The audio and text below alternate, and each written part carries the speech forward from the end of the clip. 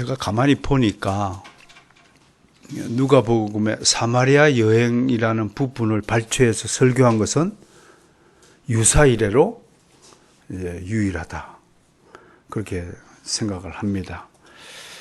저는 의사이면서 역사가였던 누가 선생께서 우리에게 특별히 누가복음 9장 51절에서 오늘 읽었던 19장 몇 절까지인가요? 28절까지 이를 별도로 이렇게 기록해 두신 것에 대해서 굉장히 감사를 드립니다. 자, 다시 상기해 보십시다. 지난 1월 3일자 첫 설교를 상기해 봅시다. 여러분, 예수님이 지금 언제 갈릴리에서 마지막 예루살렘 십자가에 달려 죽기 위해서 출발하셨나요? 초막절 전에 출발했다고 그랬죠. 맞죠? 초막절은 보통 6월절 날 십자가에 달려 돌아가셨으니까 한 석 달 전쯤 돼요. 누구부터 보내요? 동생들을 미리 보내요. 형제들을 미리 보내요. 아마 어머니 마리아 가족들도 함께 출발했을 거예요. 그 예수님이 뒤따라가는데, 그렇다면 약 며칠간의 여행이 될 거냐면 한 100일간의 여행이 될 것 같아요. 그러시면서 그 이전에도 물론 두로와 시돈, 갈릴리, 벳바게라, 겟세마네 등등 수없는 지역을 다 순회하시면서 하나님 나라의 복음을 전하신 우리 예수님이시지만, 이제 마지막으로 가장 마음속에 남겨뒀던 부분이 어디냐면 바로 갈릴리와 예루살렘 사이에 있던 지역을 뭐라고 부르나요? 사마리아라고 했어요. 왜 사마리아라고 부르냐면 그쪽 지역의 수도가 사마리아에 있어요. 그래서 사마리아 사람이라고 하는데, 불행히도 이들은 같은 유대인이면서 아수르 바벨론 침공 때에 끌려가지고 완전히 다른 민족과 완전히 혼합이 되었다가 해서 남쪽에 있는 유대인들이 같은 동족임에도 불구하고 그들을 개, 돼지 취급했더라라고 역사가 기록을 하고 있죠. 혹시 여러분 남쪽에 자유 대한민국에 산다고 하시면서 북한 민족에 대해서 얼마나 기도하십니까? 전에 우리에게 그 녹음 파일이 우리에게 한번 전달되어진 적이 있죠, 그죠? 봉구생 기억나시나요? 나죠? 네네네. 동굴 속에서요, 북한에 계시는 할머니의 기도 소리를, 목소리를 녹음해서 가지고 왔어요. 선교사님이 몰래 잠위해서. 그 할머니가 어떻게 기도하는 줄 아세요? 주여, 남쪽에 있는 우리 그리스도인들을 불쌍히 여겨 주옵소서. 목소리도 크게 낼 수가 없어요. 찬송가도 크게 낼 수가 없어요. 들키면 바로 총살이니까. 그런데 그 할머니가 우리 남쪽에 있는 그리스도인들을 불쌍히 여겨달라고 기도하고 있다는 거예요. 얼마나 가슴이 먹먹하는데 지금도 기억이 생생합니다. 여러분, 부끄럽지 않으신가요? 나는 그 기도 소리를 듣고 얼마나 부끄러운지 몰라요. 이야, 우리는 이 좋은 곳에서 잘 먹고 잘 사는데 피죽도 끓여 먹지 못하는 우리 북한의 형제 자매들이 그 추운 겨울날 동굴 속에 몰래 뛰어 들어가지고 우리를 위해서 기도해요. 우리가 불쌍하다고요. 잘 먹고 잘 사는 것이 행복이 아니라는 것이죠. 진짜 무엇이 행복입니까? 따라섭니다. 진리를 모르는 사람이 가장 불행한 사람이다. 사람들은요, 얘기를 들어보세요. 다 일리 있는 소리 다 가지고 있어요. 따라서 합니다. 일리는 있으나 진리는 아니다. 세속에 대해서 얼마나 자기 철학에 강한 사람인 줄 아세요? 자기 궤변, 자기 논리, 그런 것들을 소피스트 궤변론자라고 불렀죠. 우리 집안에도 그런 분이 한 분 계세요. 앉으면요, 장광설을 늘어놓는데 하나도 옳은 소리가 없어요. 자기 철학이고 자기 논리죠. 자기 딴에는 그게 옳게 보이는가 봐요. 아무튼 예수님은 그러한 분이세요. 오직 진리만을 생각하며 하나님 나라를 위해서 살아가셨던 그 분이 이제 죽기 위해서 출발하셨어요. 오는 그 100일 동안의 여행 중에 몇 가지 사건이 벌어져요? 약 45개의 사건이 벌어진다라고 제가 분석해 줬어요. 오늘 그 마지막 사건입니다. 이 마지막 사건을 들으러 오신 여러분의 귀가 참으로 복되다고 할 것입니다. 자, 잘 듣기를 바랍니다.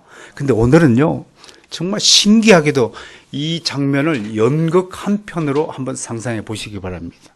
그래서 연극이 1막, 2막, 3막, 4막으로 구성된 연극 한 편이다. 자, 잘라봅시다. 내용을요. 1막은 어디냐면 12절, 13절의 1막이에요. 그럼 이제 볼펜을 들어서 성경을 착 표시하세요. 성경을 깨끗하게 유지하시는 분은 신앙이 그만큼 맑고 순수하다고 해야 되겠지만 참 애석하지만 맹탕이다. 그런 뜻입니다. 성경이 아주 빨간색, 파란색, 노란색 쫙쫙 그어서 하나님 말씀을 잘 요리해야 됩니다. 하이라 잘 들으세요. 신 회장님. 네. 성경을 굳이 깨끗하게 보관할 필요는 없습니다. 쫙쫙 그었습니다. 그 다음에 2막은 14절입니다. 3막은 15절에서 26절이고요. 4막은 27절이에요.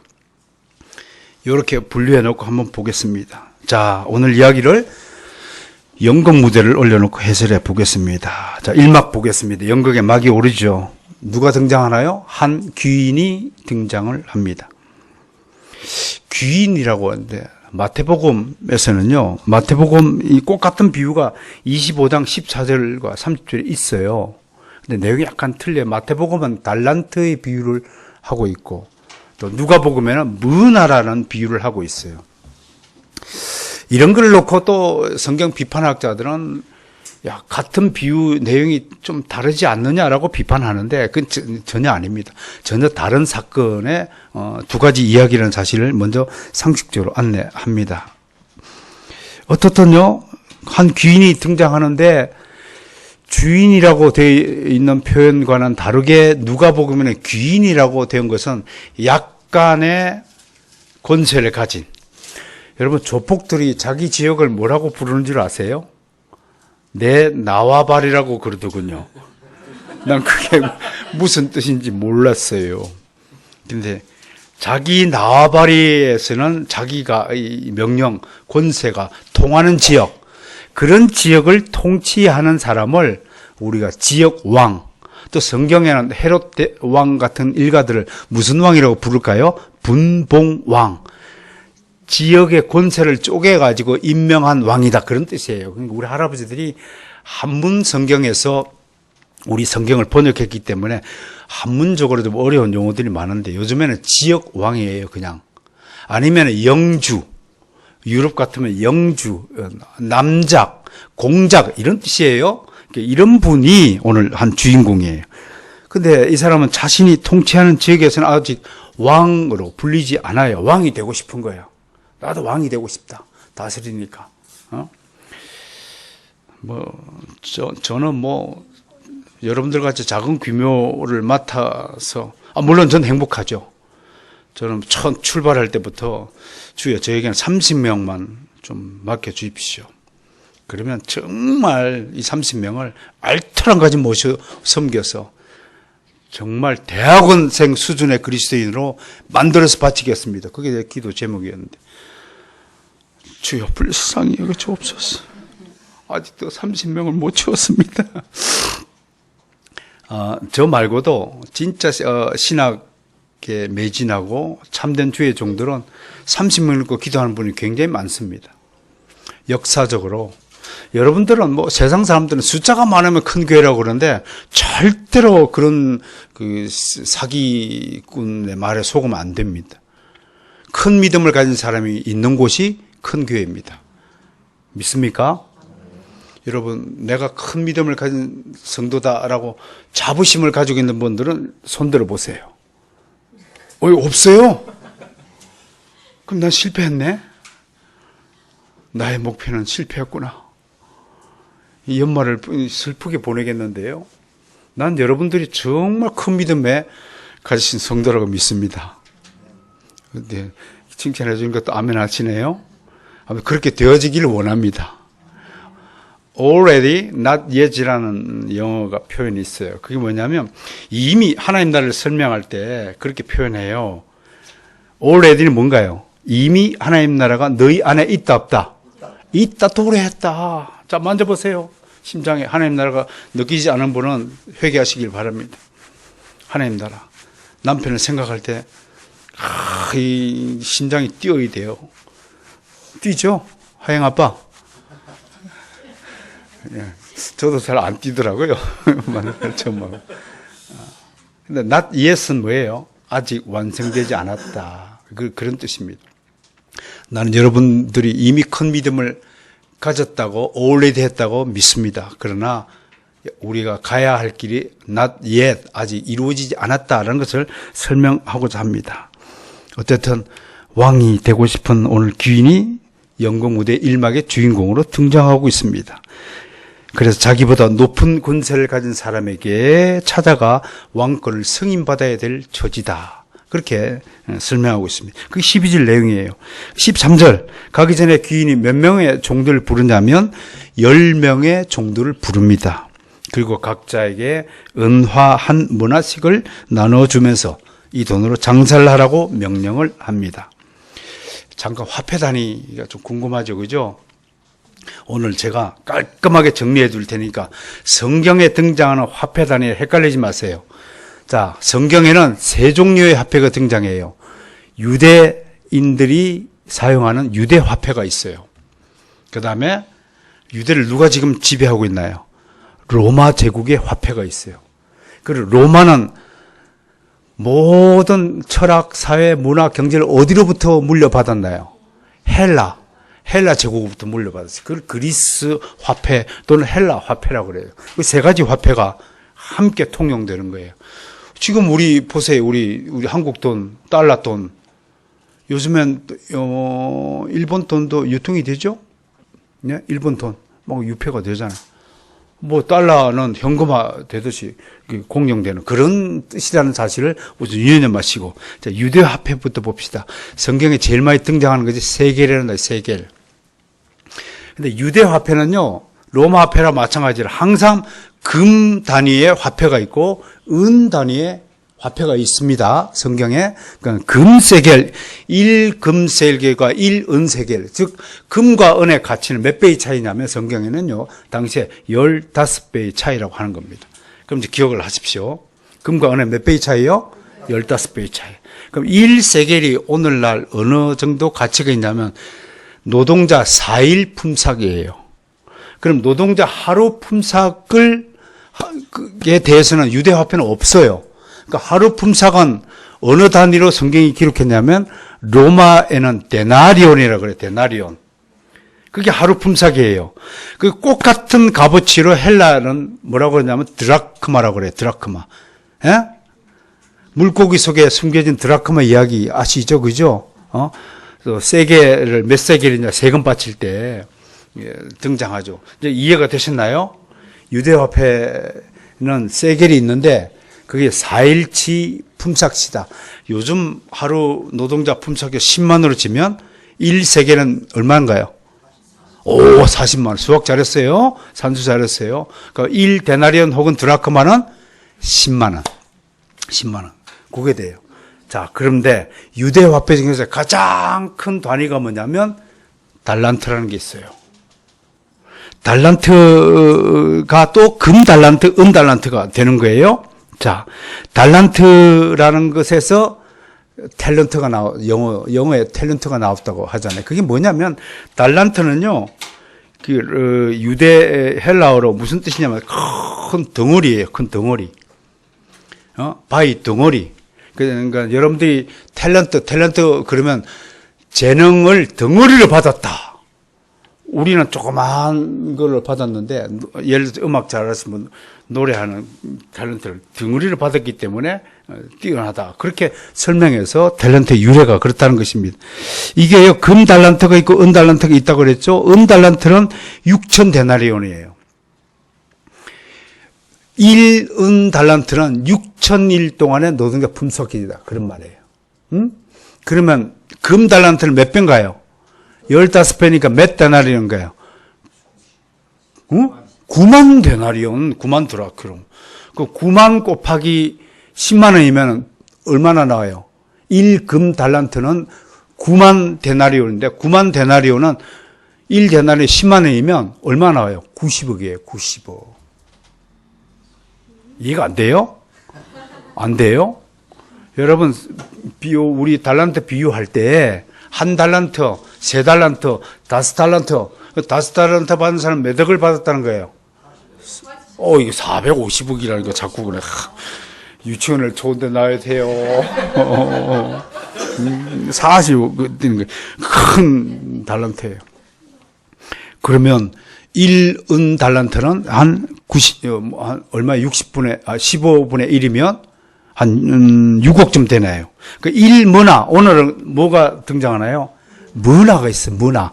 1머나는 금 달란트 60분의 1이에요.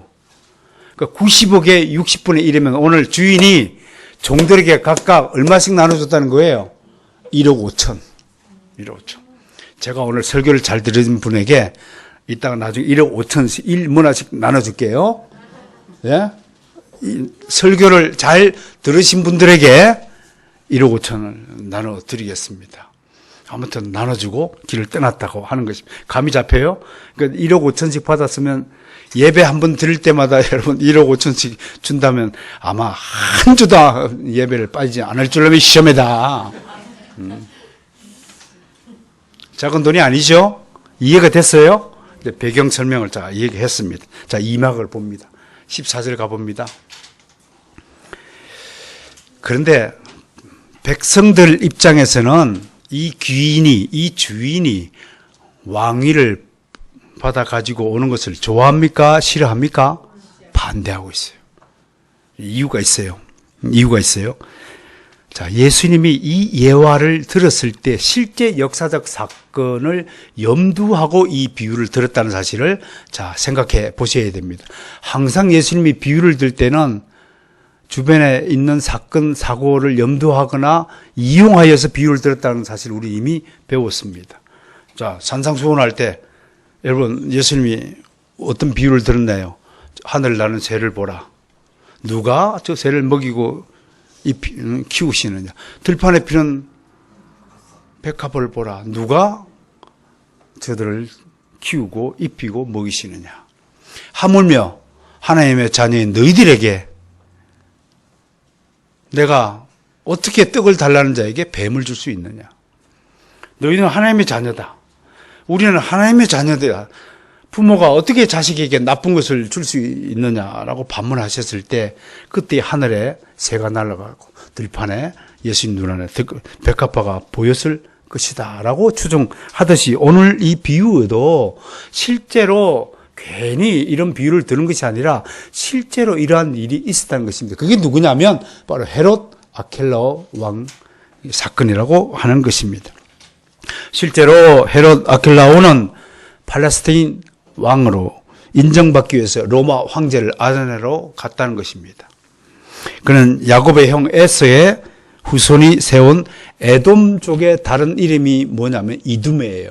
그 이두메 출신이 오히려 종의 신분으로 있다가 오히려 유대인들의 왕으로 등극했던 그 불행한 역사를 이스라엘이 가지고 있지 않습니까? 이 신하의 나라 출신이 이제 상황이 역전되어서 이스라엘을 통치하는 왕이 되고자 로마 황제에게 거금의 뇌물을 들고 지금 찾아간 거예요. 그렇게 하고 팔레스타인 분봉 왕으로 임명받아 왔어요. 근데 실제 역사에서는 이분이 주후 AD 6년에 실각하는데 실각하게 되는 주 원인이 뭐냐면 백성들이 계속 로마 황제에 가가지고 전하 아니되옵니다. 저들은 옛날 우리가 부려먹던 종의 신분이었습니다. 쪽팔리게 우리가 어떻게 옛날에 종들로부터 통치를 받는 신세가 말이 됩니까? 하고 막 끊임없이 보내니까 로마 황제가 귀찮아서 아유 귀찮아 죽겠네 그래가지고 갈아치웠다는 역사적 일화가 있습니다. 이 장면 생각하면요 저는 마라톤의 유래가 떠올려집니다. 백성들이 막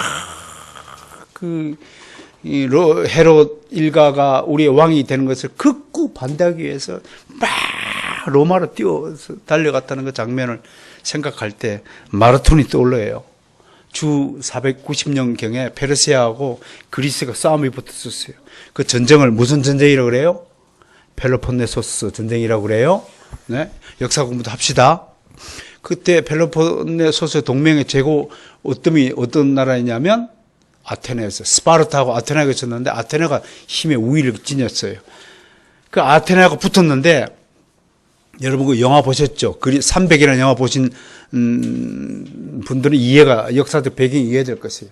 그때 페르시아 군대는 20만의 대군을 이끌고 쳐들어왔어요. 그들은 코끼리 부대를 앞에 전진에 배치해가지고 싹 썰어버렸어요. 아무도 페르시아군을 당해낼 자들이 없었어요. 그들 기고만장했어요. 선박만 무려 2,500개의 배를 이끌고 쳐들어왔어요. 그들 생각에는 하루아침에 해장국이다. 싹 썰어버릴 것이라고 왔는데 의외로 아테네가 강해요. 그래서 마라톤이라는 불판에서 싸움이 붙었는데 아테네한테 참패를 당하고 다리오 왕은 패전을 끝에 해서 다시 본국으로 돌아갔어요. 그때에 페이오티페이스라는 병사가 있었는데 이 병사가 승리를 아테네에게 전하기 위해서 42.19km를 뛰어 달려왔다가 아테네 성문 앞에 와서 쓰러지면서 기뻐하라 우리가 승리했다라는 목소리를 마지막으로 숨졌다고 합니다. 물론 42.19km를 뛰었는지 안 뛰었는지는 확인할 길이 없지만요. 얼마나 간절했으면 쉬지 않고 그렇게 뛰어갔겠습니까? 여러분들의 발걸음이 십자가를 향해 뛸 때 헛되지 않는 발걸음이 되시기를 주님 축원합니다. 십자가를 위해서 뛰는 발걸음은 다른 박질은 절대로 손해보지 않습니다. 절대로 헛되지 않는 다른 박질임을 정말로 명심하시길 바랍니다. 여러분 오늘 주일날 교회 와가지고 예배 드리는 거 이게 간단한 분이죠. 그냥 앉아서 설교 듣고 가네? 그렇게 생각한다면 여러분 아직 믿음의 세계에 입문하지 못한 사람입니다. 여러분 이건 지금 하늘의 광경이라고 믿으셔야 됩니다. 우리는 계속 눈에 보이는 일에만 관심을 가지고 그 일에 추구하고자 하는 타락한 경향이 농후합니다. 그러나 분명히 말씀드립니다. 우리에겐 보이지 않는 하늘의 일이 있다는 사실을 믿으시길 바랍니다. 제가 전에도 말씀드렸죠. 야곱이 형 에서를 속였고 장작간을 빼앗아 가지고 형 진노를 피해서 밧단 아람으로 도망가는 길에서 베델이라는 곳에서 갑자기 밤에 자다가 꿈을 꾸었어요. 무슨 꿈을 꾸었나요? 하늘에서 사닥다리가 내려오더니 천사가 오르락 내리락 거리는 꿈을 꾸었어요. 그 꿈이 의미하는 바가 도대체 뭐냐라고 여러분에게 내가 물어본 바가 있습니다. 왜 하필 사닥다리 꿈을 꾸게 했을까요? 여러분, 사람은요 땅의 일에 매진하는 사람입니다. 그게 타락한 사람들의 본성입니다. 사람은 땅과 땅을 연결할 수 있어도요 절대로 사람의 힘으로는 땅과 하늘을 이을 수 있는 능력이 없습니다.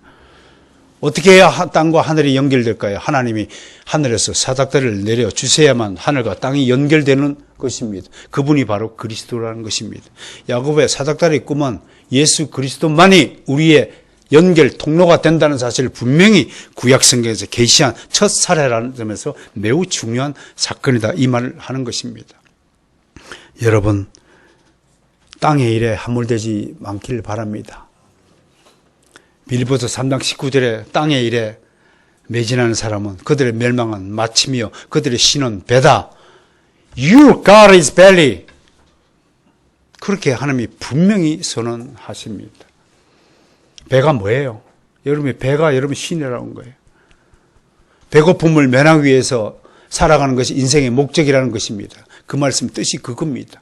우리가 이 땅에 태어나서 배불리 먹고 살고 이 땅에서 잘 먹고 잘 살자는 것이 우리 인생의 목적이 아니라는 사실을 유념하시기를 주 여러분 축원합니다. 자신이 인정하지 않는 주인이 자신들의 왕이 되는 것을 극구 막기 위해서 백성들의 사신으로 주인보다 먼저 로마 황제에게 달려가는 이 병사처럼 이 사신처럼 우리도 그리스도의 사신이 되어야 한다는 것입니다. 이제 산막을 열겠습니다. 15절부터 26절. 오늘 이 비유의 본격적인 본론이 여기에 담겨 있습니다. 오늘 비유에서 백성들의 시도는 실패하고 말았습니다. 오늘 주인공인 귀인은 어찌됐든 왕위를 받아가지고 돌아왔습니다. 그리고 집으로 돌아와서 종들을 불러 이제 결산을 합니다. 여기서 우리는 이 이야기의 의도를 간파해야 됩니다. 예수님이 왕위를 두고 발생한 실제 역사적 사건에는 백성들의 시도가 성공한 듯 보이지만 오늘 이 비유 얘기에서는 백성들의 시도가 실패한다고 이야기합니다. 이 암시를 통해서 예수님은 자신을 두고 반대하는 모든 세상 사람들의 시도가 실패하고 말 것이라는 교훈을 우리에게 던지고자 하심입니다. 사람들은 예수님이 우리의 왕으로 오신 걸 다 싫어합니다. 그러나 예수님은 분명히 영원한 왕으로 우리를 통치하실 것입니다. 예수님은 자신을 두고 반대하는 시도가 아무리 극렬하다고 해도 성공하지 못할 것임을 말씀하고 계시는 것입니다. 하나님의 일을 사람들이 힘으로 막을 수 없습니다. 모든 모략과 지혜와 술수를 다 동원해도 예수님은 십자가에 달리실 것입니다. 십자가에 달리셔야 우리의 구원이 성취가 되기 때문에 그렇습니다. 특히 오늘 사막에서 일어나는 주인의 결산이자 내용, 그 의도와 목적을 여러분 잘 살펴봐야 됩니다. 그리스도인들에 대해서 주님이 각자에게 맡기신 복음의 의무를 회개하신다는 사실을 우리는 깨달아야 합니다.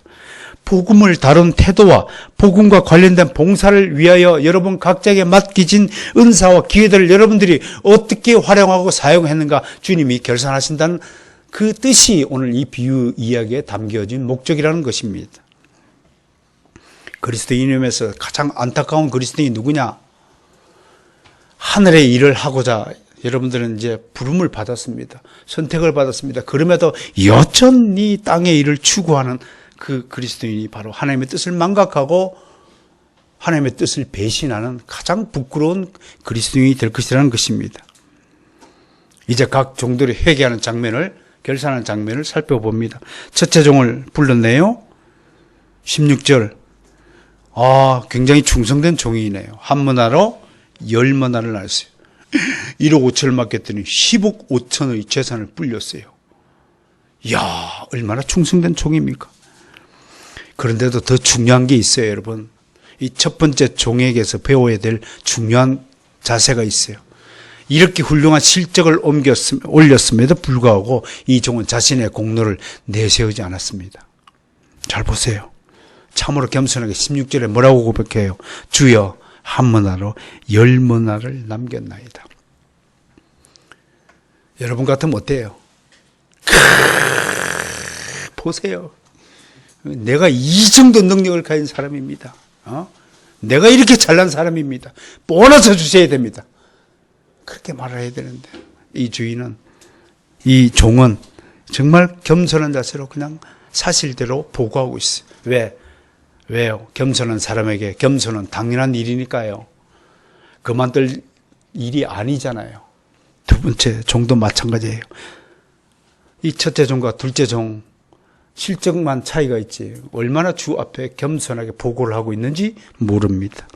이에 왕이 된 주인은 둘을 칭찬하고 상으로 고을을 통치하는 권세를 허락합니다. 그것이 17절과 19절의 이야기입니다. 여기서 눈여겨 또 보아야 될 것은 17절에서 주인의 평가가 이런 것입니다. 지극히 작은 것에 충성하였다. 우리 입장에서는 공을 막 내세우고 싶어요. 저도 책을 한 20권 썼잖아요. 목표 30권을 쓰기 위해서 남은 10년을 더 분투해야 돼요. 어떨 땐요, 이번에도 8월 한 달 내내 책상 앞에 하늘의 새벽 별을 쳐다보면서 이 바이블 시네마 608쪽짜리 책을 썼어요. 근데 인간의 교만하면요, 얼마나 간교한 것인지 여러분 깨달아야 됩니다. 이게 제 공로처럼 솔직히 고백하지만, 이야, 정말 내 스스로가 막 자부심이 막 생겨오더라고요. 그때 새벽에 나가서 하늘의 별을 보았더니 하늘의 별이 꼭 같은 거예요. 그게 무슨 뜻이에요? 실제로 별들의 크기는 서로 다 다를 겁니다. 영광도 다 다를 겁니다. 하나님이 보시기에 우리 모두는 도토리 기적이에요. 우리가 이건희 회장처럼 돈을 막 억수로 많이 벌던, 우리가 막 대통령이 돼가지고 높은 권세를 누리던 하나님 입장에서는 꼭 같은 별이에요. 아무것도 차등이 없어요. 하나님 앞에, 도사 앞에 요령 부리지 마세요. 하나님 앞에 잘났다고 내세울 거 하나도 없습니다. 그 빌딩을 막 1000개를 지은 사람이나 초가상간 하나 지은 사람이나 하나님 입장에서는 꼭 같은 공로라고 하는 것입니다. 그래서 지극히 작은 것이라고 말하는 겁니다. 우리에게는 엄청나게 큰 일이라 할지라도 하나님 앞에서는 지극히 작은 것에 불과하다는 사실을 깨달아야 됩니다. 그러니 요즘 애들이 지들끼리 가는데 난 그 말이 뭔지 모르는데, 야 깝죽대지 마 어디 그렇디다. 그러니까 잘난 체 하지 말라는 뜻을 아마 애들이 그렇게 표현하는 것 같아요. 여러분, 가장 진짜 부끄러운 사람이 누구냐면, 가장 수준이 낮은 사람이 누구냐면 자기 의의를 드러내는 사람이에요. 내가 했다. I did it. 자기가 뱉어내는 어휘의 문장의 주어가 I가 되는 사람은 여전히 미숙한 사람입니다. 내가 했다. 내가 이 아이를 낳았다. 내가 빌딩을 세웠다. 내가 다리를 낳았다.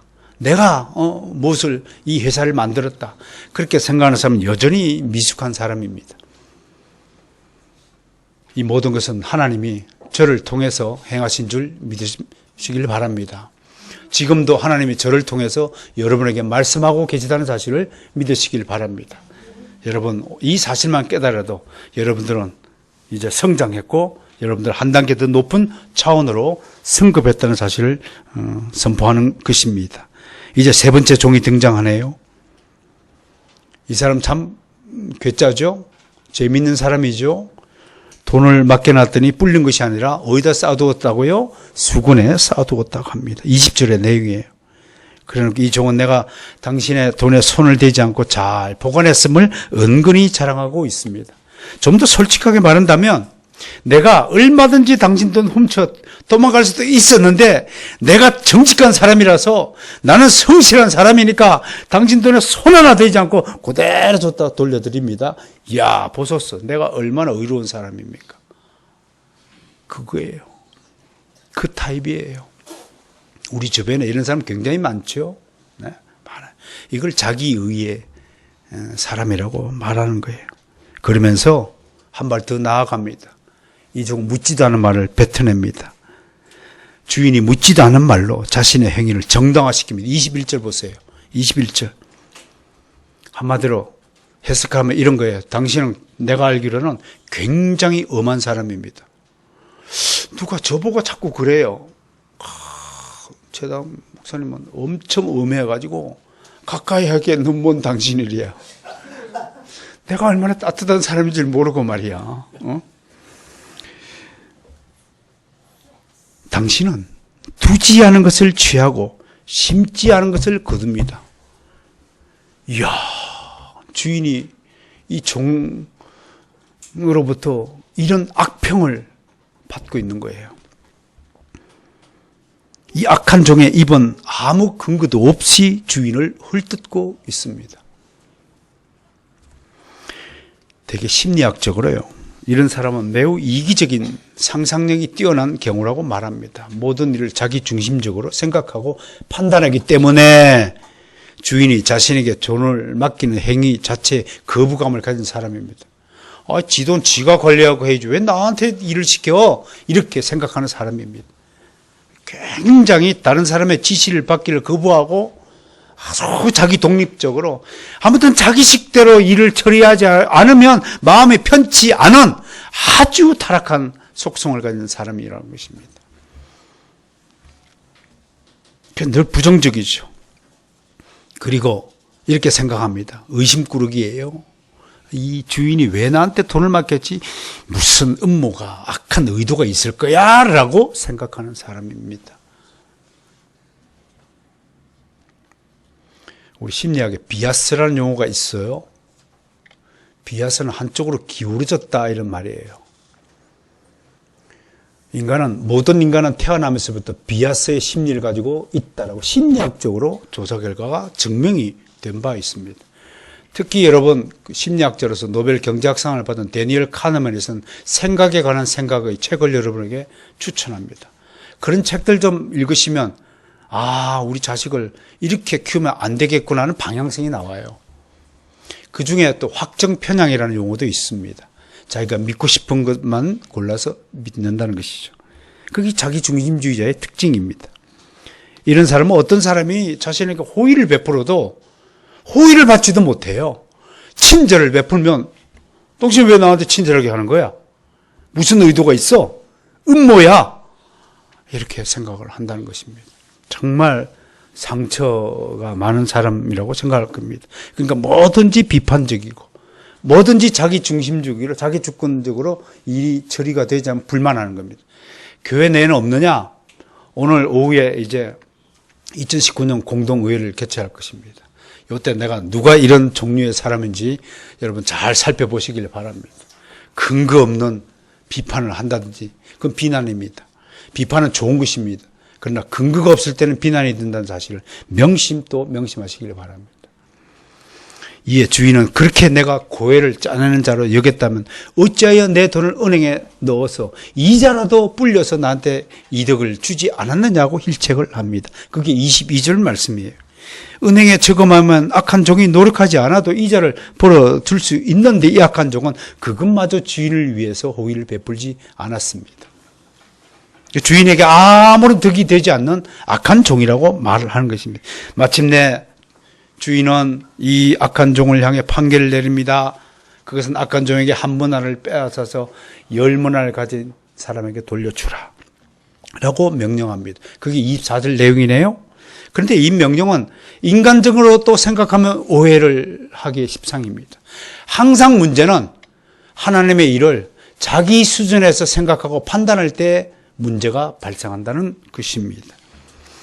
대개 사건의 전후 사정을 잘 모르는 사람이거나 뒤늦게 마지막 판결만을 들은 사람의 경우는 어째서 예수님은 적게 가진 자의 것을 빼앗아 가지고 많이 가진 자에게 돌려주려 하는가라고 오해하기 십상이라는 뜻입니다. 그러나 이 판결은 우리 그리스도인들을 염두하고 내린 판결이라는 사실을 유념해야 합니다. 만약 당신에게 주신 복음의 의무들을, 복음의 문화들을 당신이 소홀히 다루고 땅에 묻어두고 산다면 하나님은 당신에게 주신 모든 은사들을 다 빼앗아서 다른 사람에게 주신다라는 경고입니다. 그것이 성경에는 촛대를 옮긴다라는 표현이 여기에 적용이 되는 것입니다. 하나님은 당신을 사랑하십니다. 하나님은 당신이 잘 되기를 원합니다. 하나님은 당신이 행복하기를 원합니다. 하나님은 당신의 모든 행사가 만사형통이 되기를 원하십니다. 아프지 않고 건강하게 살기를 원합니다. 하나님은 여러분들이 정말로 기쁨을 가지고 살기를 원합니다. 그럼에도 여러분들이 스스로 잘못된 결정과 잘못된 행위와 잘못된 노력을 통하여 스스로 불행을 겪는 자라 된다면 하나님은 속으로 저희가 내 뜻대로 살기를 싫어하구나 라고 생각하실 것입니다. 그렇다면 당신을 사랑하고 싶어도 사랑할 수 없는 것입니다. 감옥에 갔다고 칩시다. 나의 형제가, 한 형제가 죄를 지어서 감옥에 가면 오늘 저녁 우리 집안에서 치킨 파티를 같이 할 수 없습니다. 파티를 같이 하고 싶어도 할 수 없도록 만든 그 책임이 누구에게 있냐면 바로 죄를 지은 그 당사자에게 있다는 사실을 명심해야 합니다. 이제 사막입니다. 27절 마지막입니다. 산막까지 종들에 대한 판결이 단행됐습니다. 충성된 종들은 상급을 받고 악한 종은 모든 것을 빼앗겼습니다. 아마 주인의 집에서 추방되었을 것입니다. 저 바깥 추운 데 가서 이를 갈고 슬피 울었을 종이었을 것입니다. 이제 주인의 왕위를 반대한 백성들의 판결이 남았습니다. 주인은 망설임 없이 자기를 반대한 백성들을 모두 멸하라 라고 명령하고 있습니다. 주님의 복음을 거부하고 주님의 왕되심을 거부한 악한 사람들은 마지막 날에 하나님의 보좌 앞에 서서 준엄한 심판을, 지옥의 심판을 받게 될 것입니다. 이제 오늘 이야기를 마무리 지어야 하겠습니다. 오늘 예수님은 사람들에게 진정한 하나님의 나라가 어떤 나라인지, 그 나라가 언제 임하게 되며 그 나라를 위해 하나님의 백성들은 무엇을 준비하며 충성해야 하는 것을 가르쳐 주셨습니다. 그것을 요약하면 다음에 세 가지로 정리할 수 있을 것입니다. 첫째, 하나님 나라의 외형적인 도래는 바로 당장에 일어나는 것이 아닙니다. 옛날에 한때 우리나라에도요, 오늘 갑자기 나와서 흰옷 입고 산으로 올라가는 백성들이 있었어요. 밭에서 일하던 농부가 물었어요. 뭐하러 올라가요? 그랬더니 주님이 오신대요. 네. 그 다음날 또 밭에 일하는데 새벽같이 흰무리가 또 내려오더랍니다. 왜 내려와요? 그랬더니 연기됐대요. 그런 엉터리 같은 종말론자들의 유혹에 걸려들지 않기를 원합니다. 제발 바른 종말론 교리를 배우신 분들은 그런 말도 안 되는 속임수에 속아 넘어가지 않을 것 아닙니까? 중국에 갔더니 수많은 가짜 상품들이 즐비합니다. 아무튼 제가 중국인을 비하할 의도는 없지만 중국 땅은 완전히 전부 사이비 모조품 천국 같아요. 그들은 진짜를 절대로 만들지 않아요. 여러분, 기독교에 왜 이렇게 사이비 이단이 많은 줄 아세요? 가짜는요, 절대로 가짜를 모방하지 않습니다. 가짜는 항상 진짜 제품을 모방합니다. 시계, 제일 비싼 시계가 무슨 시계라고 그래요? 스위스의 롤렉스 시계라고 그래요. 중국 가면 가짜 롤렉스 시계가 수두룩합니다. 우리나라 돈을 만 원만 줘도 그럴듯한 롤렉스 시계를 살 수 있습니다. 무슨 G로 시작되는 가방, 여성 가방, 가짜 가방이 즐비합니다. 여러분, 왜 다른 종교에는 이단과 사이비가 없는데 기독교만 이렇게 교회만 많은 줄 아세요? 기독교가 진짜이기 때문에 사탄은 항상 진짜를 모방하고 패러디하는 것입니다.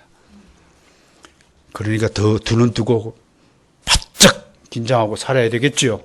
가짜에 속아 넘어가면 되지 않겠죠. 여기도 막 가짜들이 절비합니다. 요즘 가짜들이 막 길거리 나와서 수많은 가짜 복음을 양산해 가고 있는데 눈을 떠야 할 것입니다. 당장 오는 게 아닙니다. 그날은 도적 때까지 이른다고 성경에 말씀하시면 그거 하나로 충분합니다. 언제 오실지, 어떻게 올지, 뭐 할지 다 필요 없어요. 주님이 재림하십니까? 안 하십니까? 주님이 필요하실 때에 재림하신 것은 명확한 진리라는 사실, 그거 하나만 여러분의 머릿속에 담아두시면 되겠습니다. 둘째, 이 하나님 나라는 유대인들만의 나라가 아닙니다. 특정한 국가의 소유물이 아닙니다.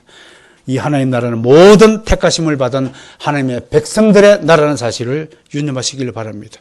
우리가 하나님 나라의 백성이라는 사실을 자부심을 가져야 될 것입니다. 세 번째, 무엇보다도 중요한 것은 하나님 나라가 언제 오느냐에 대한 관심을 두기보다 내가 지금 현재 나에게 맡기신 이 문화 달란트를 어떻게 활용하고 살아야 될 것인가를 생각하는 지혜로운 인생이 더 중요하다라는 것을 오늘 말씀을 드립니다. 이제 올 한 해 동안 진행됐던 사마리아 여행을 마무리해야 합니다. 대단원의 막을 내려야 됩니다. 연극의 커튼이 이제 쳤습니다. 마지막으로 한 분이 등장합니다. 그분이 예수님이십니다. 그 예수님의 마지막 모습을 한번 보셔야 됩니다.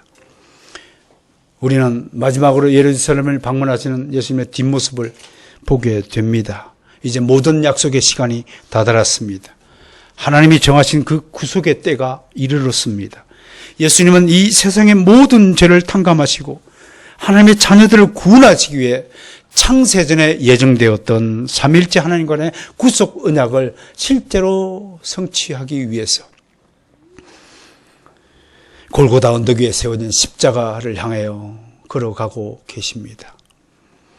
이 걸음은 죽음을 향해 내딛는 발걸음입니다. 우리 같으면 땅에다 발을 붙이고 가기 싫다고 버틸 텐데, 제 어렸을 때 저희 집에 소를 길렀어요. 근데 송아지를 팔았어요. 엄마 따라 송아지를 가는데 송아지가 우리 집을 떠나기 위해서 버티는데요, 얼마나 힘이 세던지요. 그 송아지를 트럭에 실는데 1시간 이상 걸렸습니다. 얼마나 버티던지요. 어미 품에서 자식을 떼어낸다고 생각해 보세요. 그 애가 떨어지겠습니까? 우리 같으면 세상에 미련이 있어가지고 죽기 싫어서 한 목사님이 암에 걸려갖고 고통하면서 막 살려달라고 하고 찾아가는 선배 목사님한테 선배님 나 좀 살게 해달라고 기도 좀 부탁합니다. 그런데 목사님이 보다 막 고마 목사답게 죽어 있어. 그러고 왔다고 합니다. 여러분 제 모토가 잘 믿고 잘 살고 잘 죽자입니다. 설교하다가 죽는 것이 목사의 가장 큰 소망입니다. 더 큰 소망은 선교로 생을 마감하는 것이 저에게 주신다면 저는 정말로 할렐루야 기쁠 것 같습니다. 하나님은 천국에서 나를 기다리고 있습니다. 우리의 육신의 죽음은 끝이 아닙니다. 여러분 육신의 죽음을 무서워하는 자는 여전히 믿음의 초보 단계에 있다는 사실을 깨달아야 됩니다. 죽음이 무섭지 않은 인생을 살아야 할 것입니다. 예수님이 지금 그 처절한 모습으로 우리를 두고 떠나가십니다. 그것이 28절의 기록입니다. 사랑하는 성도 여러분, 이 모습을 잊지 마세요. 주님은 우리를 구하기 위해 그 참혹한 십자가 형벌을 마다하지 않으시고 오히려 우리보다 어떻게 걸어갔다고 28절에 되어 있나요?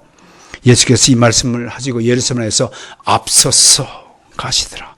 On ahead. 영어 성경이 그렇게 기록되어 있습니다. 앞서서 가시더라. 여러분은 죽기 싫어서 제일 꽁무니에 딸려서 가기 싫어서 버틸 텐데 주님은 앞서서 죽음을 향해 가시더라. 주님은 제가 마지막 기도문을 이렇게 작성해서 여러분에게 들려드리겠습니다. 주님은 우리를 구하기 위해 목숨을 버리셨고 그 일을 자발적으로 기꺼이 감당하셨지만 참으로 부끄럽게도 우리는 죽기 싫어 발버둥 칩니다. 이 죄인을 용서하세요. 자기밖에 모르는 이 불쌍한 죄인들을 용서하시고 오직 주의 은혜와 성령의 능력을 힘입어 담대케 하옵시고 하나님 나라를 위해 주어진 사명에 최선을 다하도록 이끌어 주옵소서. 우리 스스로는 도무지 주의 뜻을 이룰 수 없음을 진심으로 고백합니다. 나의 이 타락한 모습을 정말로 부끄럽게 여겨오니 우리 불쌍히 여겨주시고 탐욕에 빠진 저희를 용서해 주옵소서. 자발적으로 주의 길을 따라갈 수 있도록 성령님 도와주옵소서. 인도하여 주옵소서. 간절히 바라고 기도합나이다. 그렇게 기도문을 작성해서 주님께 올려드립니다. 저의 이 고백이 여러분 우리 모두의 고백이 되기를 원합니다. 2019년 한 해 동안 주님과 함께 사마리아 여행을 동행토록 허락하신 은혜에 감사드립니다. 이 여행을 통해 저는 늘 낮고 천하고 가난하고 연약한 이들을 먼저 사랑하시고 보살피신 우리 예수 그리스도의 진정한 모습을 재발견하는 기쁨을 누렸습니다. 저만의 기쁨이 아니라 우리 모두의 기쁨이 되었을 줄 믿습니다. 하나님께 영광 올려드립니다. 한 해 동안 정말로 수고하셨습니다. 그리고 여러분 정말 사랑합니다. 존경합니다. 그리고 앞으로도 남은 생애 동안 여러분들 섬기는 참목자로서 최선을 다할 것을 약속을 드립니다. 송구영신 예배 때 뵙도록 하겠습니다.